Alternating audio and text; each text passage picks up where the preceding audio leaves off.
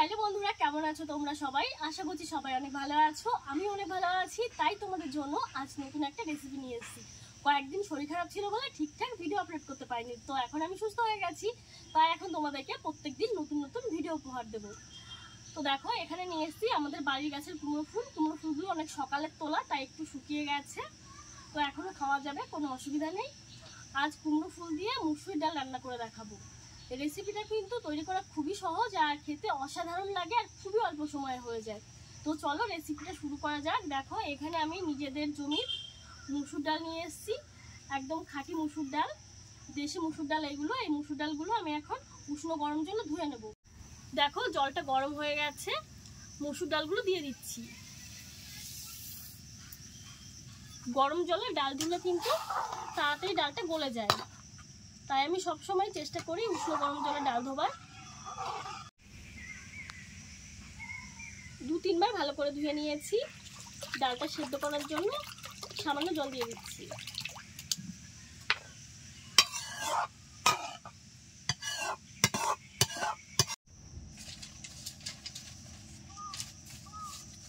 পাঁচ 7 মিনিট জাল করার পরেই ডালটা ফুটতে শুরু করেছে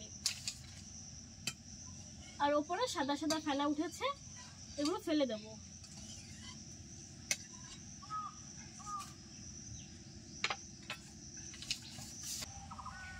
ডাল তো সেদ্ধ হচ্ছে, কুমড়ো ফুলগুলো এখন বেছে নিচ্ছি।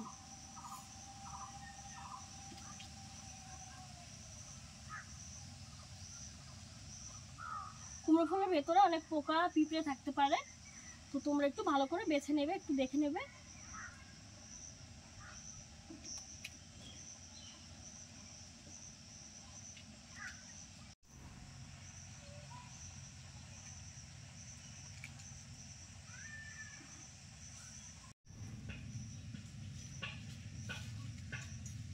দেখো, কুমড়ো ফুল বেছে নিয়েছি। ডাল সেদ্ধ হয়ে গেছে, হালকা করে একটু ঘুটে নেব, খুব বেশি ঘুটে প্রয়োজন নেই।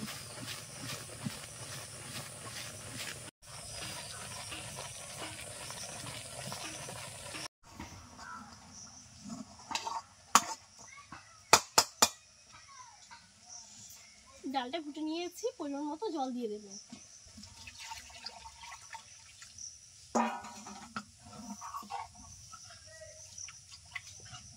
ভালো করে জাল করে জলটা ফুটিয়ে নেব। জল দেওয়ার পর 5 মিনিট জাল করে নিয়েছি, এখন ফুটতে শুরু করে দিয়েছে। লবণ, হলুদ আর কাঁচা লঙ্কা দিয়ে দেবো।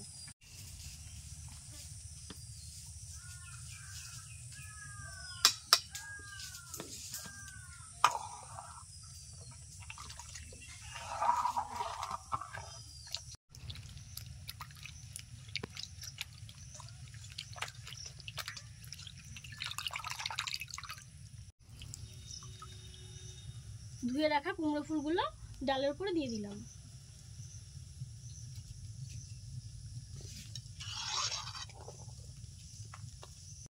ডাল নামিয়ে সম্বার দিয়ে দেব।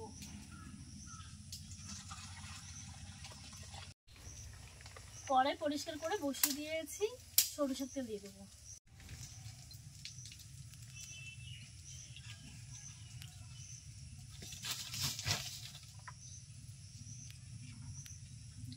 দুটো শুকনো লঙ্কা দিয়ে দিলাম, কালো জিরে দিয়ে দিলাম।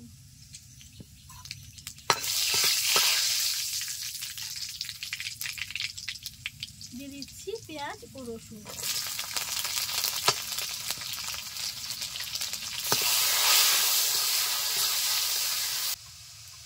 পেঁয়াজ রসুনগুলো ভাজা ভাজা হয়ে আসছে, এখন ডাল সম্বার দিয়ে দিচ্ছি।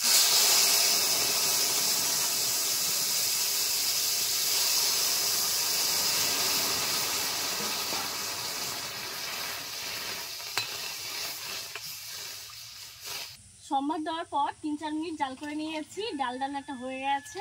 তোমরাও কিন্তু এরকমভাবে কুমড়ো ফুল দিয়ে ডাল রান্না করে নিতে পারো। তো এই নতুন রেসিপিটা তোমাদের কাছে কেমন লাগলো অবশ্যই জানিও, আর ভালো লাগলে লাইক কমেন্ট শেয়ার করতে একদমই ভুলো না। আর তার সাথে সাথে যদি এখনও চ্যানেলটি সাবস্ক্রাইব করা না থাকে, প্লিজ সাবস্ক্রাইব করে আমাকে সাপোর্ট করো। হ্যাঁ, তোমরা যদি ফেসবুক থেকে দেখে থাকো তাহলে ফেসবুক থেকেও তোমরা লাইক শেয়ার করো, আর অবশ্যই কিন্তু আমাকে ফলো করতে ভুলো না। Bye bye.